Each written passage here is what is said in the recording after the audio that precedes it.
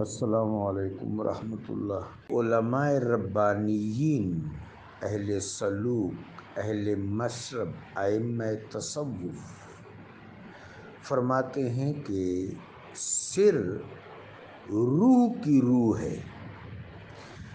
اہل علم نے یہ ترتیب اس طرح رکھی ہے کہ قلب صنوبر یعنی بیان کی ہے، رکھی تو میرے رب نے، انہوں نے بیان کی ہے کہ قلب صنوبری جو گوشت پوست کا قلب ہے، قلب جسمانی، قلب نباتی، قلب صنوبری، اس کے اندر قلب حقیقی متلطف ہے، لیکن وہ معنوی چیز ہے، ظاہری آنکھ سے نظر نہیں آتا۔ اس قلب حقیقی کے اندر روح کا تخت بچھا ہوا ہے، اور اس روح کے اندر جو طاقت ہے وہ سر ہے۔ سر کا استحقاق کشف ہے۔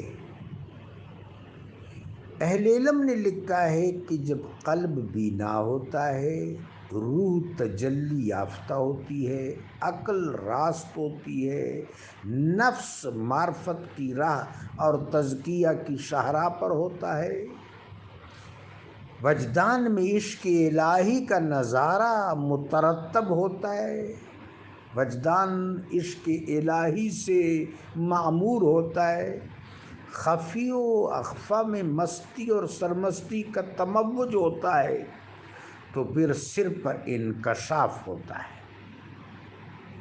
اور سر پھر مظاہرہ کرتا ہے آنکھ کی ابرو میں، چونکہ آنکھوں میں بصارت ہے، اور یہاں سے پھر سر کی بصیرت آنکھوں میں منتقل ہوتی ہے۔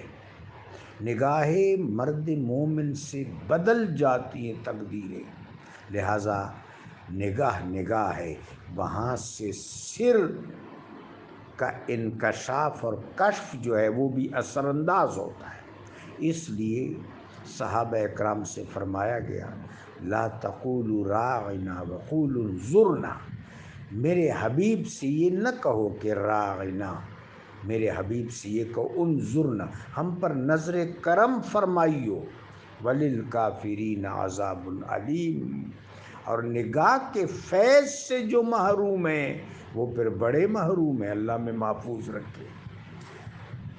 جزاکم اللہ۔